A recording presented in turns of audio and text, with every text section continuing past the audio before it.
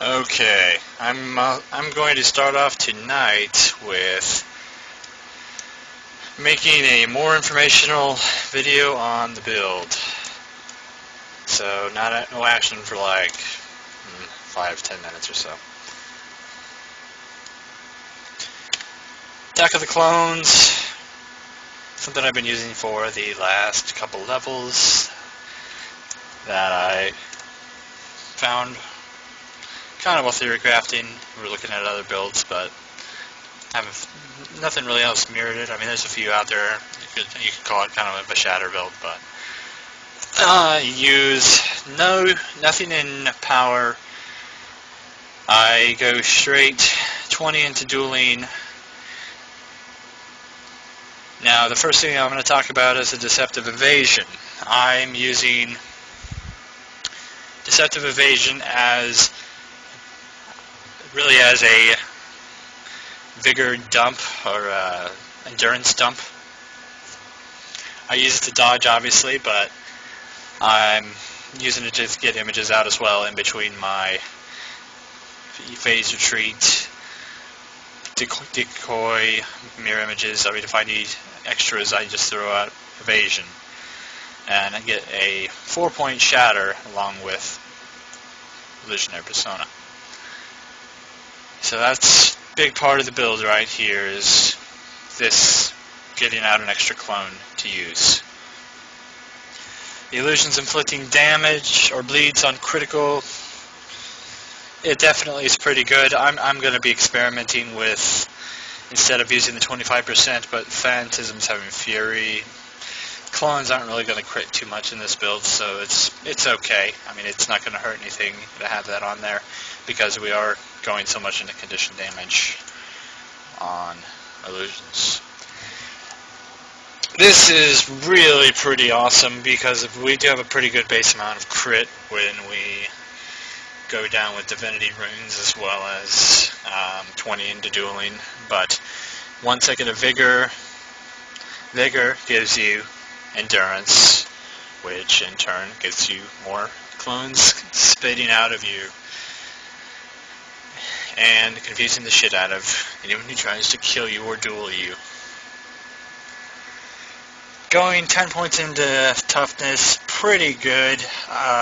You can definitely think about going into this if you want to go for a little more of a glass cannon build. Vulnerability when you interrupt the foe, and the illusion damage, but mostly the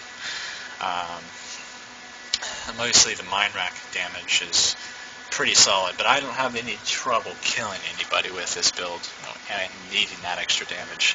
The toughness is nice, but also the ability to wear your opponents down with this deliberate dissipation, applying a random condition to foes whenever they're basically your clones are killed, so it punishes them for basically doing damage to your clones. And I do go, this is the biggest, next, but probably most important part, along with dueling, you don't change this at all, is retaliation. Meh, it's just a plus, kind of. I mean, it's okay. But granting vigor to yourself as well as all your allies whenever you shatter.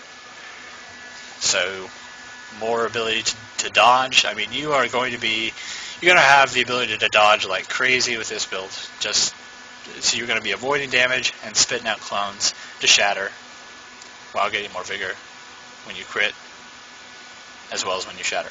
So you're spitting out a lot, and you're able to dodge a lot of damage and put out a lot of damage with this. Now you're going to want to, like I said, I mean, if you want to go for more glass cannon, you could combine something I kind of like the confusion. I think it's pretty decent at the moment. That's what I've been using.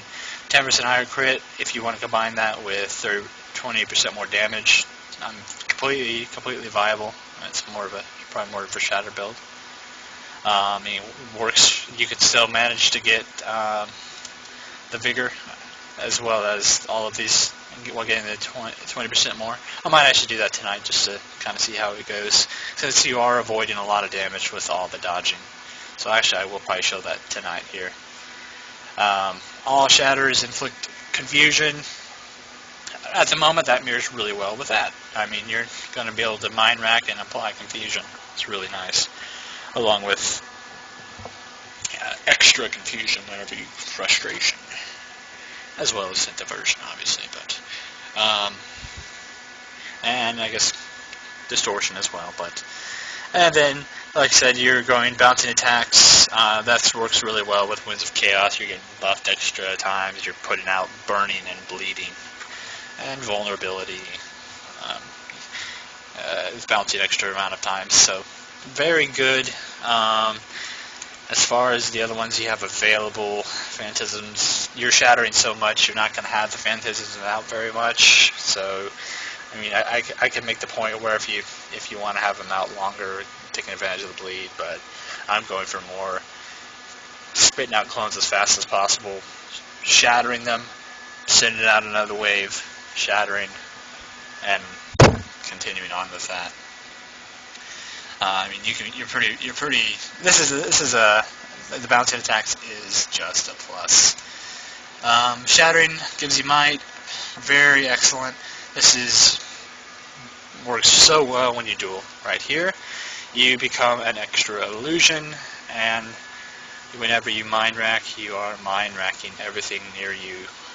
Whenever you confuse, whenever you want, if you need a quick distortion, which is amazing if you want to finish off Guardians or anybody who decides they want to avoid your stomp with those annoying ass interrupts.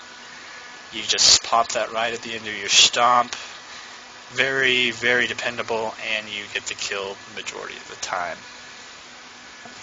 Now I'll change my spec here. Again, I'm going to probably go more shatter spec tonight. I will be showing that here. I'll probably be ending the video just so I can kind of split this up and post this to the page. But I wanted to just give an overview. You want to roll staff. You're kind of, you're definitely very, with your, if you're very open as far as your offhand, you could use a pistol. I prefer the Prestige because of the burning damage, just adds extra condition damage, as well as Phantasm Mage with that retaliation. Makes you a very formidable dueling opponent. So, I mean, it's definitely something to look into. I mean, it just takes those thieves to town.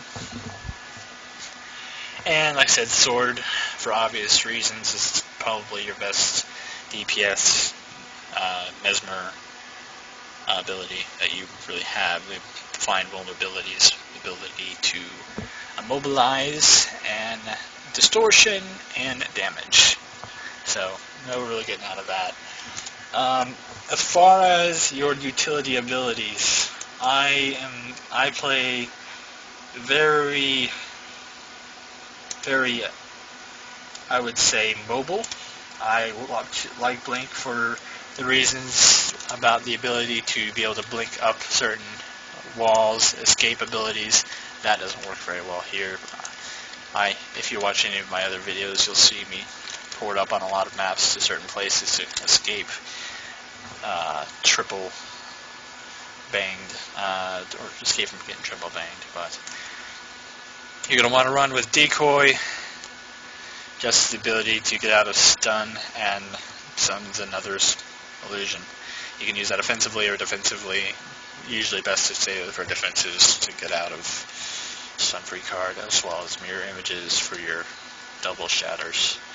Time Warp, many people go Moa. Moa is a great dueling ability, but Time Warp, if you want to help your team out, you really are going to be best with that. Fast stomps for everybody. Fast everything. It's just quickness for everybody. So if you want to help your team out, especially in tournaments, probably your best option. I've played around with invisibility, but I mean, Moa's very strong. I don't know. I think I can duel better with Time Warp. It's fast heals, so I think it's in the end better. And as far as runes, again, you're just going with Divinity runes. So that's essentially what I'm doing here today. I don't think I'm going to be changing that. The days is okay. It's not amazing. The stats to not only giving you 10 of every stat, but condition damage as well, extra. I do roll Berserker Amulet for the crit and power precision. And just tons of crit. It's really makes you very strong.